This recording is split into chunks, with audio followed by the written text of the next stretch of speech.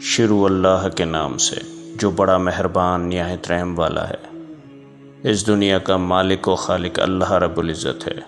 ناظرین کرام، بدھ کے دن کو بڑی اہمیت حاصل ہے۔ رسول اللہ صلی اللہ علیہ وسلم کی حدیث مبارک بدھ کے دن کے حوالے سے آپ کے ساتھ بیان کرتا ہوں۔ حضرت جابر بن عبداللہ رضی اللہ تعالیٰ عنہ سے روایت ہے، رسول اللہ صلی اللہ علیہ وسلم نے 3 مرتبہ مسجد فتح میں پیر، منگل اور بدھ کو دعا مانگی، جو بدھ کے روز 2 نمازوں ظہر اور عصر کے درمیان قبول ہوئی اور چہرے مبارک پر خوشی ظاہر ہوئی۔